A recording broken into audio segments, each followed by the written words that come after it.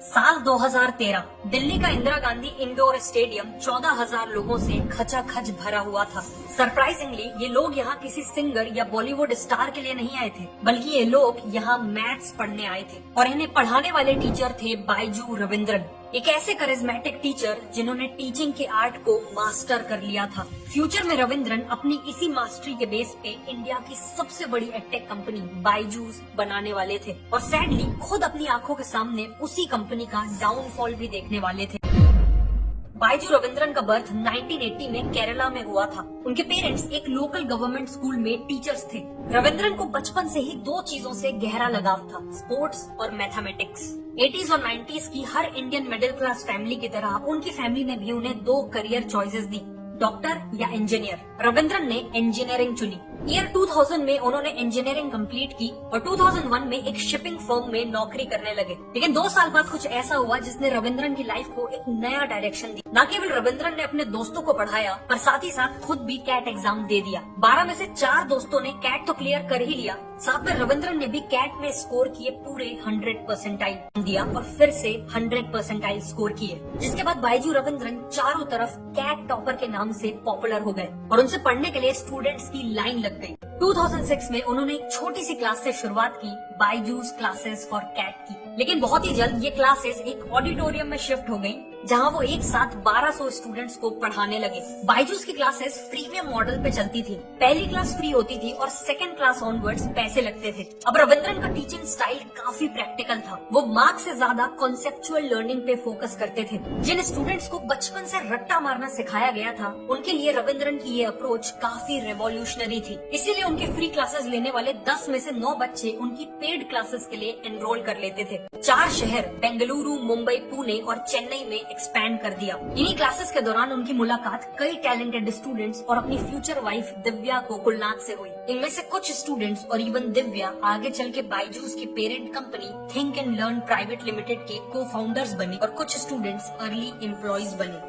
2009 तक रविंद्रन ने बायजूस क्लासेस को 9 शहरों में एक्सपैंड कर दिया था। वो दिन रात काम करते थे और हर हफ्ते हर शहर में क्लासेस लेते थे। ट्रैवलिंग के दौरान वो अपने कंटेंट को ज्यादा एक्सेसिबल और एंगेजिंग बनाने पे काम करते थे। उनकी कड़ी मेहनत के कारण देखते ही देखते बायजूस क्लासेस की डिमांड कई और शहरों से आने लगी। लेकिन रविंद्रन के लिए इन सभी शहरों में फिजिकली प्रेजेंट होना पॉसिबल नहीं था और वो 24/7 काम करके थक भी चुके थे और इसीलिए रविंद्रन ने बायजूस को डिजिटाइज करने का फैसला लिया। 2009 में उन्होंने VSAT यानी वेरी स्मॉल अपर्चर टर्मिनल नाम की satellite based broadcasting technology use की और अपने लेक्चर्स को 45 सिटीज में ब्रॉडकास्ट किया। इस टेक्नोलॉजी शिफ्ट के साथ वो एक बहुत बड़ी एडटेक कंपनी की नींव रख चुके थे। उन्होंने think and learn private limited को स्टैब्लिश किया, पैशनेट टीचर्स की एक टीम तैयार की और सबसे इम्पोर्टेंट, बायजूस ने स्कूल ट्यूशन सेगमेंट में एंट्री ले ली। उस समय इंडिया में करीब 25 करोड़ स्कूल गोइंग स्टूडेंट्स थे। मोबाइल ऐप लॉन्च करना होगा। 2013 में बायजूस ने मणिपाल ग्रुप से 26% इक्विटी के बदले 50 करोड़ की फंडिंग उठाई। कुछ स्टूडेंट्स को वीडियो से बेटर समझ में आता है, कुछ को टेक्स्ट से और कुछ को प्रैक्टिकल एप्लीकेशन से। इसीलिए बायजूस ने ये सारी अप्रोचेस अपने ऐप में डाल दी और तो और स्टूडेंट्स जिस स्पेस पे कंफर्टेबल थे उस स्पेस पे लेसन्स ले सकते थे।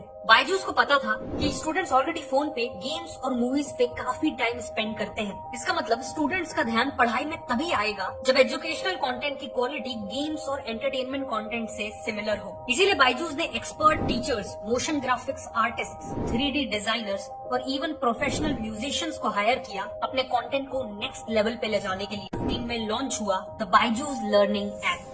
ऐप के अलावा बायजूस टैबलेट्स और SD कार्ड्स में भी प्री लोडेड कोर्सेज सेल करता था। इन दोनों ही प्रोडक्ट्स के लॉन्च होते और इसे देखते हुए जून 2015 में सिकोया ने बायजूस में $25 मिलियन लगाए और 2016 में मार्क जकरबर्ग की ऑर्गेनाइजेशन ने $50 मिलियन इन्वेस्ट किए। करोड़ों की फंडिंग के बाद बायजूस का अब केवल एक एम था, सेल्स। बायजूस ने कई 100 फ्रेश इंजीनियरिंग ग्रेजुएट्स को हायर किया और एक एग्रेसिव सेल्स टीम बनाई। इनकी पेरेंट्स बायजूस का एड देखते थे और बायजूस का ऐप डाउनलोड कर लेते थे। उसके कुछ दिन बाद बायजूस का एक सेल्समैन उन्हें कॉल करता था और उनके साथ एक in person counselling session book कर लेता था। काउंसलिंग सेशन के दौरान सेल्समैन सबसे पहले बच्चे से उसके इंटरेस्ट्स और एम्बिशंस के बारे में पूछ के उससे एक पर्सनल बॉन्ड, एक रेपो बिल्ड कर लेता था। उसके बाद बच्चे से कुछ ऐसे क्वेश्चंस पूछे जाते थे जिसके आंसर्स वो ना दे पाए। जैसे एक कॉमन क्वेश्चन था कि एक सर्कल में कितने पॉइंट्स होते हैं। ज्यादातर बच्चे इसका आंसर नहीं दे पाते। फिर सेल्समैन अपने टैबलेट पे रविंद्रन की एक हाई क्वालिटी वीडियो दिखाता था जिसमें वो एक्सप्लेन करते हैं कि एक सर्कल में इनफाइनाइट पॉइंट्स होते हैं। इसके बाद पेरेंट्स से एक सिंपल क्वेश्चन पूछा जाता था, अगर आपका बच्चा इतने बेसिक कॉन्सेप्ट का आंसर नहीं दे पा रहा तो वो बोर्ड्स और उसके बाद के कॉम्पिटिटिव एग्जाम्स में कैसे परफॉर्म करेगा। इस क्वेश्चन के बाद पेरेंट्स अपने बच्चे के फ्यूचर को लेकर गिल्ट और नर्वस महसूस करते थे। पेरेंट्स की इसी फीलिंग को एक्सप्लॉइट करते हुए सेल्समैन बायजूस लर्निंग ऐप को एज अ सॉल्यूशन पिच करता था। डील को लुक्रेटिव बनाने के लिए 50% की स्कॉलरशिप ऑफर की जाती थी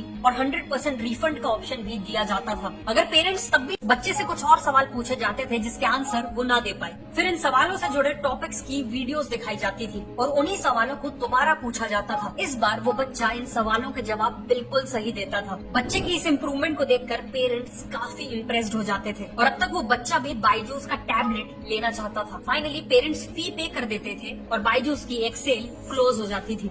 2018 में $1 बिलियन प्लस की वैल्यूएशन के साथ बायजूस इंडिया का पहला एडटेक यूनिकॉर्न बन चुका था और मार्च 2020 तक करीब 4 करोड़ यूजर्स के साथ उसकी वैल्यूएशन करीब $8 बिलियन तक पहुंच गई। We have therefore made the assessment that COVID-19 can be characterized as a pandemic. आज रात 12 बजे से संपूर्ण देश में संपूर्ण लॉकडाउन होने जा रहा है और स्टूडेंट्स को ऑनलाइन एजुकेशन पे निर्भर होना पड़ा। इस अपॉर्चुनिटी को देखते हुए बायजूस ने कुछ हफ्तों के लिए अपनी क्लासेस फ्री कर दी ताकि वो ज्यादा से ज्यादा यूजर्स को अक्वायर कर सके। इस स्ट्रैटेजी के चलते बायजूस का ऐप यूसेज 60% से इंक्रीज हो गया। वेंचर कैपिटल इन्वेस्टर्स में फोमो क्रिएट हो गया।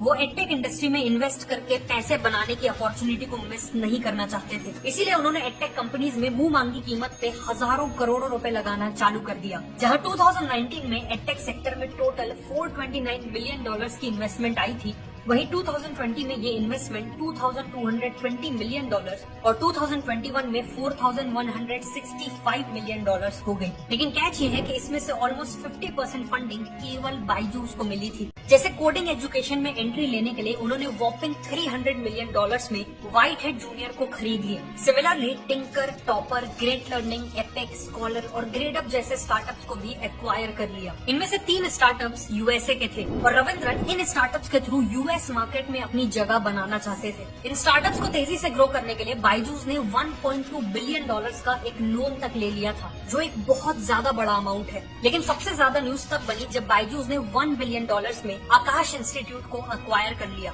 मार्च 2022 तक 58,000 एम्प्लॉइज और $22 बिलियन की वैल्यूएशन के साथ बायजूस अपनी पीक पे पहुंच चुका था।